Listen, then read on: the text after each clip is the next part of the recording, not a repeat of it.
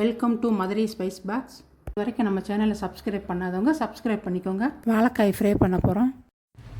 தேவையான பொருட்கள் 2 வாழைக்காய் எடுத்து தொலியெல்லாம் சீவிட்டு இந்த மாதிரி கட் பண்ணி எடுத்து வச்சுருக்கேன். தண்ணியில் போட்டு உப்பு போட்டு வச்சுருக்கேன். 1 டீஸ்பூன் மிளகாத்தூள், 1/2 டீஸ்பூன் மஞ்சத்தூள், 1/2 டீஸ்பூன் சீரகத்தூள், 1/2 டீஸ்பூன் மிளகுத்தூள், 1 டீஸ்பூன் இஞ்சி பூண்டு பேஸ்ட்டு, 1/4 டீஸ்பூன் பெருங்காயத்தூள், உப்பு, எண்ணெய் தேவையான அளவு.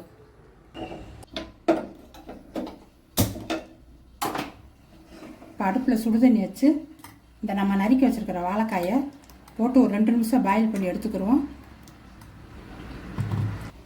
தண்ணி கொதிக்கட்டும். தண்ணி கொதி வரவும் நம்ம நறுக்கி வச்சுருக்கிற வாழைக்காயை அதில் சேர்த்து ஒரு 2 நிமிஷம் பாயில் பண்ணி எடுத்துக்கிடுவோம். தண்ணி நல்லா கொதிச்சிருச்சு. இப்போ நறுக்கி வச்சுருக்கிற வாழைக்காயை அதில் போட்டு ஒரு 2 நிமிஷம் வேகவும் எடுத்துக்கிடுவோம். லேசாக உப்பு சேர்த்துக்கிறோம். காய்க்கு கொஞ்சமாக சேர்த்துக்கிறோம். இப்போ வாழைக்காய் போட்டு 2 நிமிஷம் ஆச்சு. பாதி வெந்துருச்சு. எடுத்துடலாம். இப்போ எடுத்து தண்ணியை வடிச்சிட்டு வந்துடுவோம். இப்போ நம்ம எடுத்து வச்சுருக்கிற மசாலா பொருட்களில் கொஞ்சம் உப்பு சேர்த்து வாழைக்காயை மிக்ஸ் பண்ணி எடுத்து வச்சுக்கிறோம்.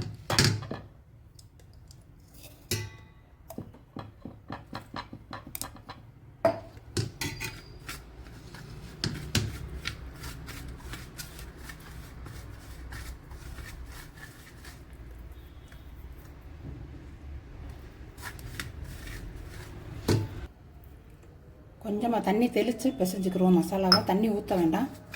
ஊற்றினா ரொம்ப தண்ணி ஆயிரும்.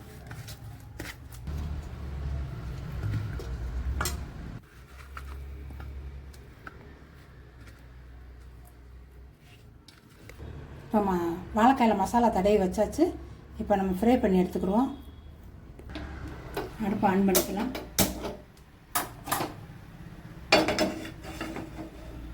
இப்போ கொஞ்சமாக எண்ணெய் சேர்த்துக்கிடுவோம்.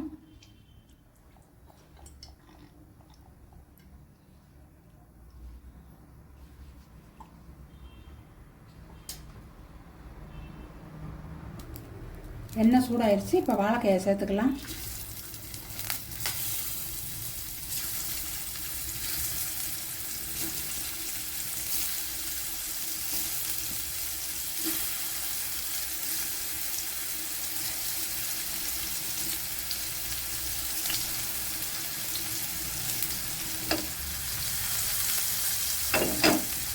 அடுத்து சிம்மிலேயே வச்சுக்கிறோம். ஏற்கனவே வாழைக்காய் பாதி வெந்தது தான்.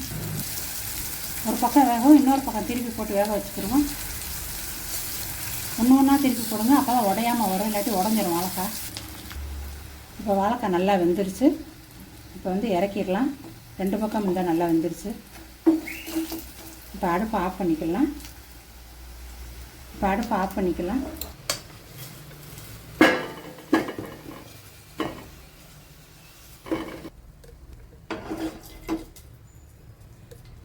இது வரைக்கும் நம்ம சேனலை சப்ஸ்கிரைப் பண்ணாதவங்க சப்ஸ்கிரைப் பண்ணிக்கோங்க.